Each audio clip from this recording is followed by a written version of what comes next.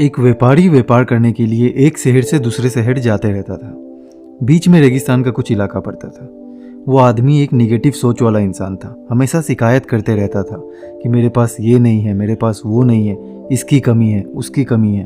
एक दिन वो आदमी रेगिस्तान से गुजर रहा था, तभी उसकी पानी की बोतल खाली हो जाती है। उसे बड़े जोर से प्यास लगती है, लेकिन रेगिस्तान में पानी ना मिलने की वजह से उसे बहुत गुस्सा आता है और वो बोलता है कि कितना खराब जगह है, ना कोई पेड़ ना कोई पानी, रास्ता भी कितना लंबा है। तभी आसमान की तरफ देखकर वो आदमी कहता है कि भगवान, ये कैसा जगह बना दिया है आपने। अगर मेरे पास बहुत सारा पानी होता, बहुत सारे संसाधन होते, तो मैं इस जगह पर हरियाली ला देता, बहुत सारा पेड़ लगा देता। वो आदमी ऊपर देखकर ये सब बातें कर रहा होता है और ऐसा लग रहा था जैसे कि ऊपर वाले से जवाब का इंतजार कर रहा हो कि भगवान उसे कुछ कह दे।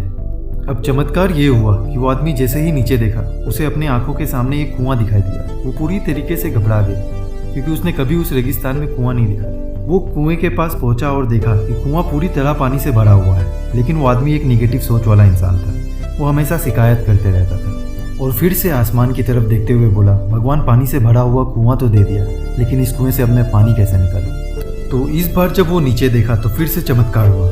उसे कुएं के पास रस्सी और बाल्टी दिखाई दी, लेकिन आदमी फिर से ऊपर देखा और बोला, भगवान, अब इस पानी को ले जाऊंगा मैं कैसे। तभी उसे एहसास हुआ जैसे उसके पीछे कोई है। वो पीछे मुड़कर देखा तो एक ऊंट खड़ा हुआ। वो पूरी तरीके से घबरा गया और सोचने लगा कि ये तो सच में हो रहा है। मैं बातों बातों में कह तो दिया, अब मुझे यहाँ हरियाली लानी पड़ेगी और पेड़ लगाने की जिम्मेदारी लेनी पड़ेगी। आदमी को पानी से भरा कुआं मिल गया, बाल्टी और रस्सी मिल गई, पानी को ले जाने के लिए ऊंट मिल गया, सब कुछ मिल गया। अब वो आदमी सोच रहा था कि ये तो मैं बातों बातों में क्या बोल दिया, ये तो गड़बड़ हो गई। फिर वो आदमी तेजी से दौड़कर भागने लगा। वो भाग रहा था उस जिम्मेदारी से, वो बच रहा था उस जिम्मेदारी से। तभी एक कागज का टुकड़ा उड़ते हुए आया और उसके शरीर से चिपक गया।